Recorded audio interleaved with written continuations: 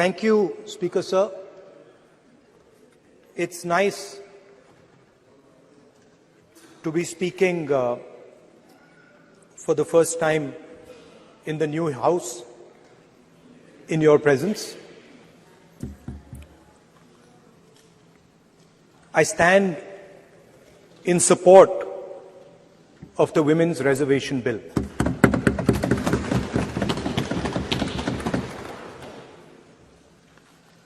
Yesterday, I was listening to the discussion and the issue of the Sengol came up. And there was a conversation, a to and fro, about the Sengol. And also a little bit about the conversation about the transfer of power from the British to the people of India. Before handing over power to the people of India, the British asked the leadership of the freedom movement, who are we going to transfer power to? And of course there was a little bit of arrogance in this statement, because they viewed India as a poor country. And the revolutionary answer that our freedom fighters gave was, we are going to transfer power to the people of India. So we became a country that from its inception gave the vote to all our women. And this was a revolutionary thing at the time. We also gave the vote to every single community. And the vote was a mechanism of transfer of power. It was designed to further transfer power to the people of India. And if you look at the journey from independence, it's been that journey. It's been a constant transfer of power, more and more and more power to the people of India, on one side. And on the other side, the counter idea, that take away power from the people of India. This is the fight that is going on. And in fact, in many ways, it is the fight that is taking place today. Huge step forward in the transfer of power to the women of India was Panchayati Raj, where they were given reservation and they were allowed to enter the political system at scale. And this is another step. It's a big step, it is not a small step. And I'm sure everybody in this room, the treasury benches, the opposition, everybody agrees that this is a very important step for the women of our country. They fought for independence. They are as capable as any man, in many ways more capable, and should be given as much space as they possibly can be given. There is one thing, in my view, that makes this bill incomplete. I would like to have seen OBC reservation included in this bill. I think it is very important that a large chunk of India's population, large chunk of India's women should have access to this reservation. And that is missing in this bill. There are also two things that seem strange to me. One is the idea that you require a new census to to implement this bill. And the second is that you require a new delimitation to implement this bill. In my view, it is quite simple. This bill can be implemented today by giving 33% of the seats in the Lok Sabha and the Vidhan Sabha to India's women. And so I wonder if this is not designed to push the ball forward. To push the ball forward 7, 8, 9 years, and then let this thing play out the way it does. I know my friends tend to like to take the attention of people away from other issues. You know, there is of course the Adani issue, which is they always want to take the attention away.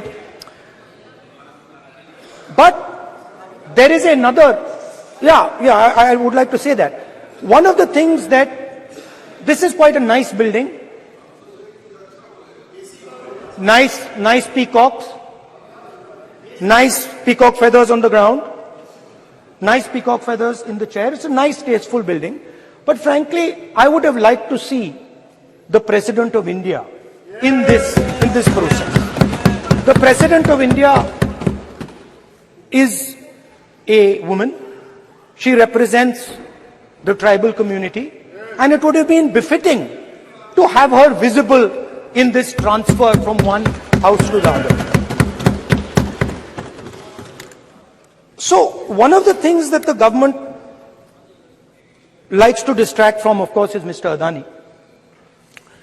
And there is another thing that the government likes to distract everybody from. And that thing is called the caste census. For some reason, and I don't quite understand what this reason is, the moment the opposition raises the issue of caste census, the BJP tries to create a new distraction, a new sudden, event, so that the OBC community and the people of India look the other way. In my research for this speech, I took a look at the different institutions that define how our country moves forward. There are many. There is the Lok Sabha, Rajya Sabha, Vidhan Sabhas.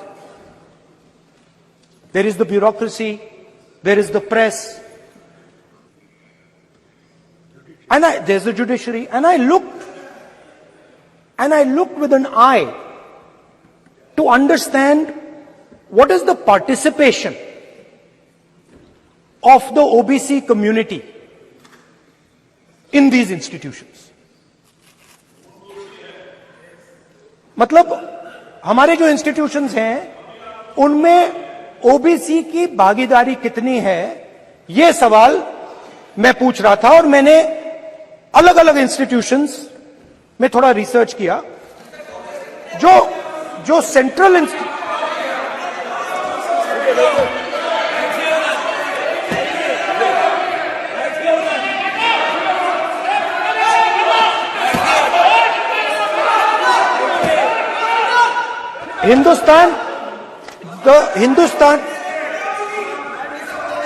the central, don't worry, don't be scared, we are discussing, डरो मत, हम caste census की बात कर रहे हैं, डरो मत.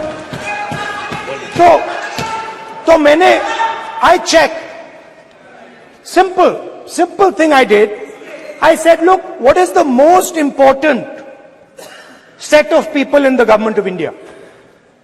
The people who define how this country is governed. Of course, Lok Sabha and Vidhan Sabha, but beyond that, they are the 90 secretaries of the government of India. 90 people, secretaries, are responsible for managing the core of the government of India. And I ask myself the question, how many of the 90 people come from the OBC community? And I was shocked and shattered by the answer. मैंने ये सवाल पूछा कि ये जो 70 secretary हैं, 90 secretary हैं, ये जो हिंदुस्तान की सरकार को चलाते हैं, जो बजट को चलाते हैं, इनमें से ओबीसी कितने हैं? नरेंद्र मोदी जी प्रधानमंत्री हैं, ओबीसी के लिए काम करते हैं। मैंने ये सवाल पूछा। मैं आपको जवाब देना चाहता हूं, हिंदुस्तान के सेक्रेटरीज 90 में से सिर्फ 3 ओबीसी से हैं। और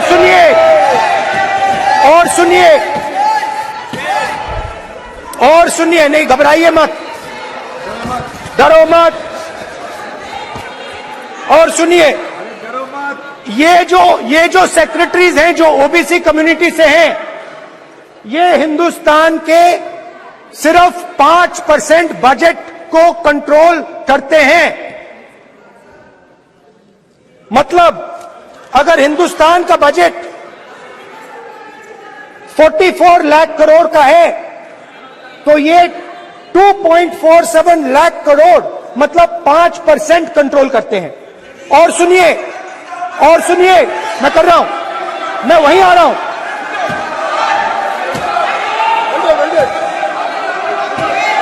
मतलब ये जो है ये ओबीसी की बात नहीं सुनना चाहते, ओबीसी की बात नहीं सुनना चाहते, ओबीसी की बात नहीं सुनना चाहते, ओबीसी की बात नहीं सुनना चाहते। आप ओबीसी के खिलाफ हैं, आप ओबीसी के खिलाफ हैं, ओबीसी के खिलाफ हैं।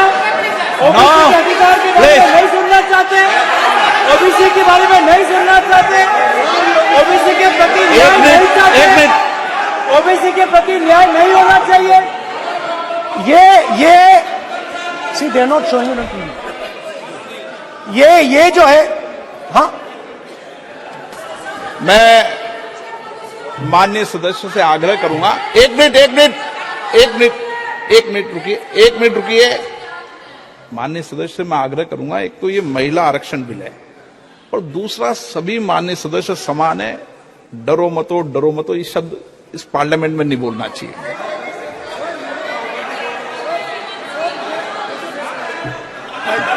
सर, ये जो डिस्कशन है, sir, speaker sir, this discussion,